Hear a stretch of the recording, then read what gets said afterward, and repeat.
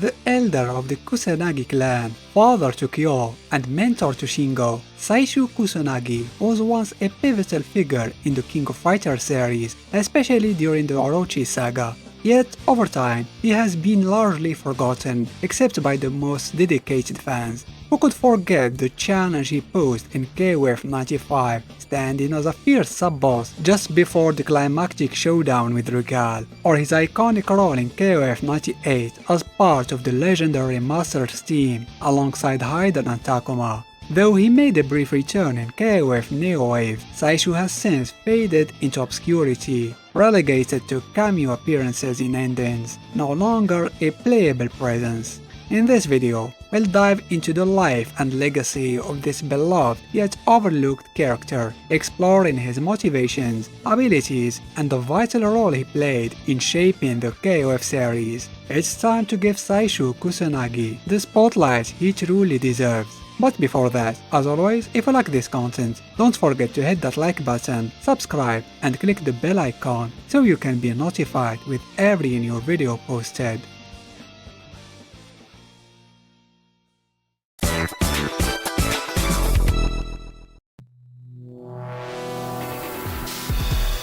Saishu stands as a distinguished figure in the lore of the King of Fighters series, representing the former patriarch of the legendary Kusanagi bloodline. As the master of the sacred Kusanagi flame, he is both a powerful warrior and a revered leader within his clan. Saishu is the father of Kyo Kusanagi, one of the most iconic characters in the franchise, and husband to Shizuka, another key member of the Kusanagi lineage. Although Shizuka has never been depicted engaging in combat, rumors suggest she possesses combat skills and flame manipulation abilities on par with her husband and son, cementing her as a formidable yet enigmatic presence in the family. Unlike Kyo's modern and flashy fighting style, Saishu adheres to the traditional practices of the Kusanagi clan, reflected in his attire and techniques. His outfit evokes an older, ceremonial style, a nod to his clan's deeply rooted traditions. In battle, Saishu relies on straightforward and disciplined martial arts moves, coupled with his mastery over fire.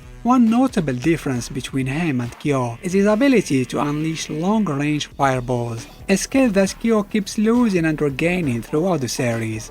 In 94, Saisyu Kusanagi, for reasons that defy typical family logic, decided the best way to spend his time as a husband and father was to embark on a globetrotting quest to challenge fighters from around the world. It was during this adventure that Saishu crossed paths with Rugal Bernstein, the notorious arms dealer with a macabre pastime, challenging the world's strongest fighters and, upon defeating them, turning them into statues as grotesque trophies of his victories. For Saishu, a man driven by both a deep sense of justice and an undeniable warrior's pride, ignoring Rugal's sinister deeds was out of the question. Not only did he feel compelled to put an end to Rugal's twisted hobby, but he was also eager to measure his own strength against such a dangerous opponent. Unfortunately, the battle between the two didn't go as Saishu had hoped. Rugal emerged victorious, leaving Saishu beaten and critically injured. Contact with him was completely lost, and whispers began circulating that Saishu had perished at Rugal's hands. These rumors reached Kyo and his team, Benimaru Nikaido and Goro Diamond, just as Rugal announced the prestigious King of Fighters tournament's first official 3 vs 3 iteration in 94. Determined to uncover the truth about his father's fate, Kyo entered the tournament with his teammates. After battling their way through the competition, the team confronted Rugal in the final match, where the grim truth about Saishu's disappearance was revealed. Kyo found his father alive, but barely clinging to life after his brutal encounter with Rugal. Despite his condition, Saishu urged Kyo to do what he could not, defeat Rugal and put an end to his reign of terror. Kyo, Benimaru and Diamond rose to the challenge and successfully defeated Rugal in a climactic battle. However, true to his villainous nature, Rugal refused to accept his loss gracefully. In a desperate act of vengeance, he triggers an explosion to destroy the ship where the final battle took place, intending to take his enemies down with him. Kyo and his teammates managed to escape the blast, but Saishu was not so lucky. Kyo was unable to save his father, and it was heavily implied that Saishu either succumbed to his injuries or perished in the explosion. Fortunately for the story, and maybe unfortunately for those struggling to keep up with my accent, there is a lot more to uncover. Saishu's journey doesn't stop here, and neither does this video. In The King of Fighters 95, it is revealed that Saishu survived his previous ordeal, but fell into even darker circumstances. After his defeat at the hands of Rugal, he was captured once more and subjected to brainwashing. The task of breaking his will fell to Rugal's secretary, Vice, who managed to succeed, albeit with great difficulty due to Saishu's fierce resistance. Her frustration over his defiance led her to harbor a personal grudge against him, which is pretty ironic, considering it's Saishu who should be holding a grudge against her. Seriously, what's your deal, Vice? Meanwhile, Rugal, still seething over his defeat in the previous tournament, organized a new King of Fighters competition in 95. This time, his goal was clear: to lure the world's strongest fighters into his trap, with Kyo and his teammates as his primary targets. Team Japan fought their way through the tournaments as expected, reaching the finals. However, they were caught off guard when Rugal dragged them with sleeping gas, rendering them unconscious and abducting them to his secret lair. It was there that the team encountered a shocking sight: Saishu, very much alive, but under Rugal's control. The sight of Saishu, now an unwilling pawn of their enemy, stunned Kyo, Benimaru and Diamond. Nevertheless, they had no choice but to face him in battle. Saishu fought with the full might of his martial skill, but in the end, he was defeated by Kyo and his team. The clash freed him from Rugal's brainwashing, bringing him back to his senses. After regaining control of his mind, Saishu chose to go into self-imposed exile, reflecting on his defeat and the torment he endured. Eventually, he returned home to the Kusanagi clan, reclaiming his place as its elder. He later participated in one of the most memorable non-canonical teams in the KOF's 98, the Masters team, alongside Takuma and Haiden, a trio of legendary fighters. Though this team exists outside the main story, it stands as a fan-favorite moment that highlights Saishu's importance and enduring legacy in the series. But back to the main canon storyline, Saishu resurfaced during Team Japan's ending, marking another significant moment in his journey. While he wasn't a playable character in that game, he played an essential role in Kyo's student Shingo Yabuki's development. Seeing Shingo distraught and struggling to live up to his idol, Saishu stepped in and offered to teach him the traditional methods of the Kusanagi martial arts. From that point onward, Saishu took on the role of Shingo's mentor, providing him with rigorous training and guidance. He was also fed up with his son's cocky attitude, and the prospect of training a potential new rival for Kyo, someone who might teach him a bit of humility, was quite appealing to him.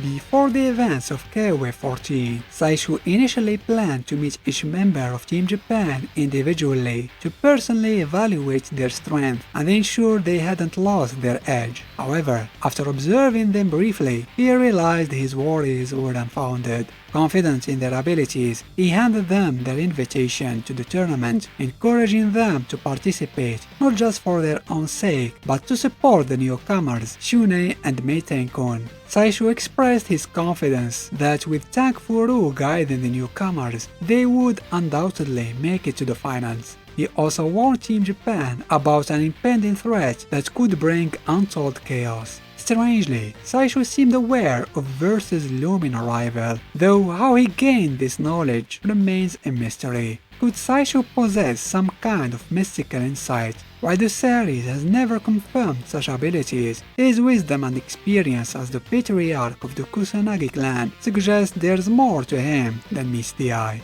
After KOF 14, Saishu returned to his role as Shingo's mentor, continuing to oversee the young students' relentless training. This was right before Shingo's unexpected time travel adventure, where he found himself transported back to the origins of the Kusanagi and Yasakani rivalry, a story I've already covered in a separate video. It remains unclear if Shingo ever shared his incredible journey with Saishu or Shizuru, but his actions during that event have seemingly altered the present timeline. The most recent sighting of Saishu occurred during the Sacred Treasures team ending, where he wisely intervened to dissuade Shingo from seeking out Kyo. Saishu knew that Kyo was about to face Iori after the tournament, a clash that could have dangerous consequences.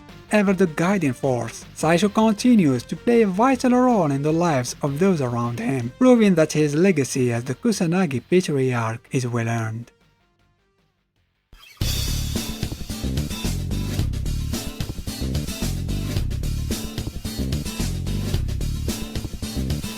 As a bearer of the Kusanagi heritage, Saishu wields the power of flame manipulation. He can conjure fire from thin air, unleash fireballs, deliver fiery punches, create towering pillars of flame, and even engulf his own body in fire. However, these abilities are not without limits. Saishu is not immune to other sources of fire, nor can he control flames that he did not create. In gameplay terms, Saishu is a rushdown specialist, sharing similarities with Iori Yagami and EX Kyo. Unlike his counterparts, Saishu's moveset is more heavily skewed toward an offensive playstyle. This design gives him strong pressure options that seamlessly transition into powerful mix-ups, blending unique tools with classic KOF fundamentals to overwhelm opponents. As a master of the Kusanagi martial arts, an ancient combat system combining Kenpo with flame-based techniques, Saishu demonstrates a straightforward yet highly effective style. His fighting approach closely mirrors Kyo's original take on the Kusanagi style prior to 96. For example, Saishu retains the Yami Barai, a long-ranged projectile technique that Kyo abandoned after adopting a more aggressive close-range fighting style. Interestingly, Saishu's signature desperation move, Tsumugari, incorporates Kyo's Aragami technique as its opening strike. This connection extends even further in KOF 14, where Kyo's Yaigaki climax desperation move seems to draw inspiration from Saishu's Tsumugari in both motion and execution. It's evident that much of Kyo's iconic moveset can be traced back to his father's mastery and teachings. Saishu is essentially an older, more laid-back version of his son, Kyo, yet beneath his mellow exterior lies the same arrogance and cockiness that define the Kusanagi heir. This is apparent in his attitude and body language during several of his win poses, whether it's his abrupt, mocking laughter after a victory, casually scratching his beard as if the match was beneath him, or even lazily rubbing his stomach. In a show of indifferent bravado, Saishu makes it clear that he rarely takes things too seriously. However, when it comes to Kyo, Saishu can be a bit harsh, often reminding his son to stay sharp and continue honing his skills. This stems from his experience and the wisdom of age, contrasting with Kyo's youthful impulsiveness. Despite his nonchalant demeanor, Saishu clearly holds himself to high standards, even if he doesn't always express it outwardly. Interestingly, the only characters who seem to draw out a stronger reaction from him are Rugal, who defeated him in KOF 94, and to a lesser extent Kyo himself, who bested him a year later in KOF 95.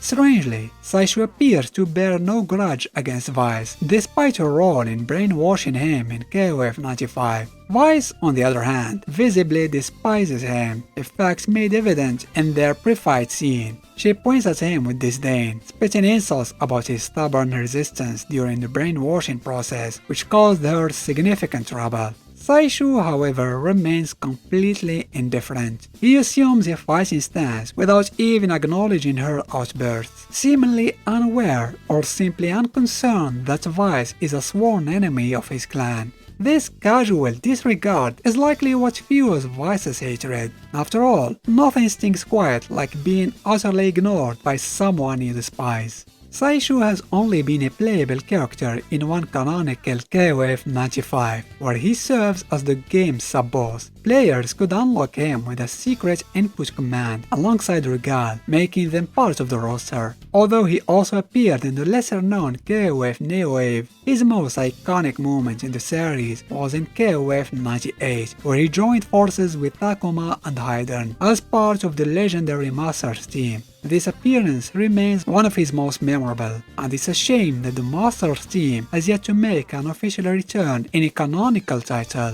Fans have been clamoring for their comeback ever since, with many hoping to see Saishu step back into the spotlight in a more significant role. Until that day comes, Saisyu Kusanagi stands as an unsung hero of the KOF saga, a character without whom icons like Kyo and Shingo wouldn't even exist. Though the series may overlook him, the fans never will. Saishu's legacy burns as brightly as the flames he wields, a reminder of the timeless impact one forgotten warrior can have on an entire franchise.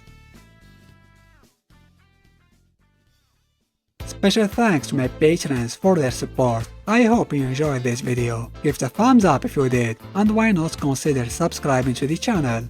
Thanks for watching.